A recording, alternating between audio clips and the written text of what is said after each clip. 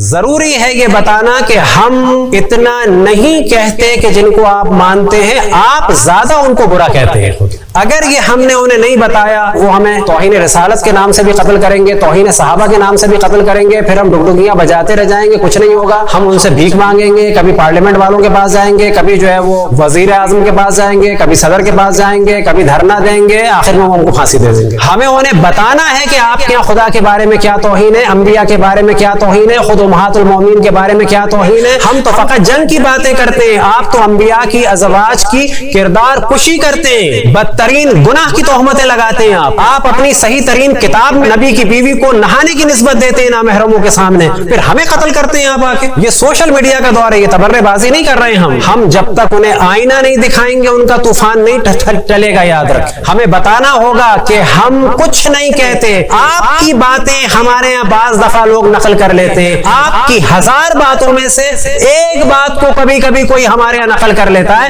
آپ 1000 تہمتوں کے بعد جو ہے مسلمان ہیں, آپ کی کتاب سے کبھی کبھی ایک آدمی ایک چیز نقل کرے تو وہ کافر ہے. یہ انہوں نے بازار گرم کیا ہوا ہے, کبھی عیسائیوں کو مار رہے ہیں, اب ہمارے پیچھے پڑے. توہین رسالت بائبل میں نہیں ہے, توہین رسالت بخاری میں, توہین رسالت مسلم میں, توہین رسالت سنن ابن ماجہ میں, ترمذی میں, داؤد میں, توہین رسالت صحاح ستہ میں, توہین رسالت جو ہے بائبل میں نہیں ہے, توہین رسالت اصول کافی میں بہار میں نہیں ہے. یاد رکھیں, یہ وہ وقت ہے کہ سوشل میڈیا کے ذریعے سے بتایا جائے کہ بھائی آپ توہین کر رہے, آپ کی چیز کو کوئی نقل کر لے آپ اسے قتل کریں گے. یہ بالکل ایسا ہے جیسے بائبل میں جناب عیسیٰ کا پہلا معجزہ کیا ہے, شراب بنانا. دعوت میں گئے تھے, شراب ختم ہو گئی تھی. جناب عیسیٰ علیہ السلام کے بارے میں جو بائبل میں معجزہ بیان ہوا ہے کہ بہترین پرانی شراب معجزے سے آ گئی تھی. اب اگر ہم یہ کہیں کہ حضرت عیسیٰ کے بارے میں تمہاری کتاب میں لکھا ہے کہ شراب بنایا ہے, بعد میں فرض کریں کوئی عیسائی کہے کہ تم نے توہین کر دی, کہ واقعا ہم نے توہین کی, کہ تم نے کی, تمہاری چیز کو نقل کیا ہے. اس معجزے کے فوراً بعد جب حضرت مریم نے گفتگو کی تو حضرت عیسیٰ علیہ السلام کے بارے میں جو بائبل میں لکھا ہے, اے عورت میرا تجھ سے کیا تعلق, انگلش میں جا کے دیکھیں او وومن, توہین آمیز لب و لہجہ. اب اگر کوئی کہے کہ تمہارا نبی ماں کی توہین کرتا تھا تو عیسائیوں کا حق ہے اس سے لڑیں.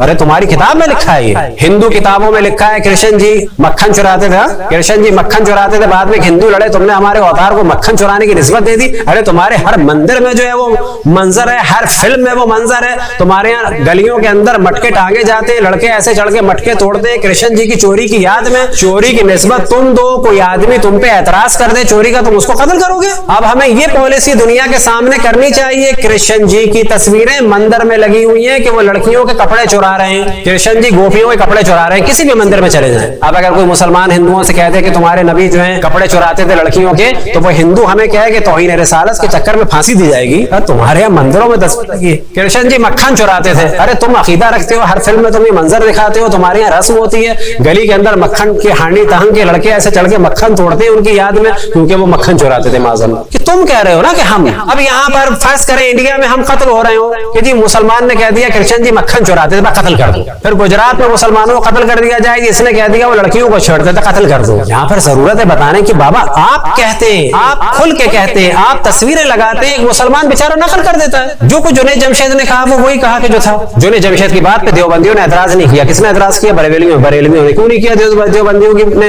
کیونکہ وہ دیوبندی تھا. مسئلہ حضرت عائشہ نہیں تھی, انہوں نے یوں شور مچایا کہ یہ دیوبندی تھا, انہوں نے یوں دفاع کیا کہ یہ دیوبندی تھا. سمجھے مسائل کو. ہمارے خلاف کیوں کھڑے؟ کیونکہ ہم شیعہ ہیں. کسی بھی طریقے سے ان کے خلاف ایک فتنہ بنانا ہے, کبھی رسول اللہ کا, کبھی عزاداری کا, کبھی صحابہ کا, کبھی امن و امان کا, کبھی روڈ بند کرنے کا, کبھی روز بعد میں کھولنے کا, ایک ایشو بنانا ہے. یہ ایشو ائمہ کے دور سے چلتے ہیں. یہ جو ہمارے یہاں بڑے آرام سے کہہ دیا جاتا ہے جو کچھ ہو رہا ہے یہ تبرے سے ہو رہا ہے, ہاں جو بےہودہ بات استعمال کرے گا وہ کاز ہے, لیکن یاد رکھیں جو کچھ ہو رہا ہے اور جو کچھ ہوتا آیا ہے وہ ہمارے جاہل مومنین کی وجہ سے نہیں ہوا ہے. وہ غلط ہے اگر کرتے ہیں جہالت کی بات, لیکن سارا ملبہ ان پہ ڈال دیا جائے یہ کوئی عقل مندی کی پالیسی نہیں. ائمہ کے دور میں ائمہ کرتے تھے غلط باتیں, مولا علی کرتے تھے, یا امام حسن یا امام حسین کون کرتے تھے, یا حضرت زینب سلام اللہ علیہ کی غلط پالیسی تھی. کیا تھا, کیا جواب ہے اس کا؟ دشمنوں کی دشمنی اپنی جگہ ہے, لیکن دشمنوں کو جو صحیح بات ہے کیا ہے کہ دشمن ہمارے خبیث ہیں, دشمن ہماری دشمنی میں, دشمن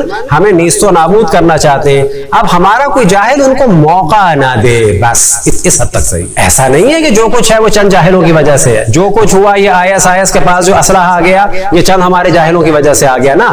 جاہل استعمال استعمال ہوتے ہیں، لیکن یہ جاپان نے ٹویوٹا کرولا جو ہے وہ ایسے ہی نہیں دی، یہاں سے دنیا بھر سے جو اسلحہ گیا ایسے ہی نہیں گیا۔ تو جو سب سے اہم چیز ہے یاد رکھیں، بتانا ہوگا کیا پالیسی ہے جو بڑی، اس کو انشاءاللہ اس کو کریں گے اگر اللہ نے موقع دیا، تمام ججوں کو وزراء کو مخاطب کریں گے کہ آپ قانون بنانے سے پہلے اس چیز کو ڈسکس کریں کہ اگر آپ کی کتابوں میں کوئی چیز دوسرے مذہب کا یا دین کا نقل کر دے کیا وہ توہین کاؤنٹ ہوگی؟ یہ قانون کی بات ہے، یہ ایک ویلڈ پوائنٹ ہے کہ ہم وکلا سے اور وزراء سے پوچھیں کہ اگر کسی دین کی کتاب کی کسی چیز کو کوئی دوسرے دین اور مذہب کا آدمی چھاپ دے اور آپ کو دکھا دے اور آپ جذباتی ہو جائیں تو کیا یہ توہین کاؤنٹ ہوگی لاء کے حساب سے؟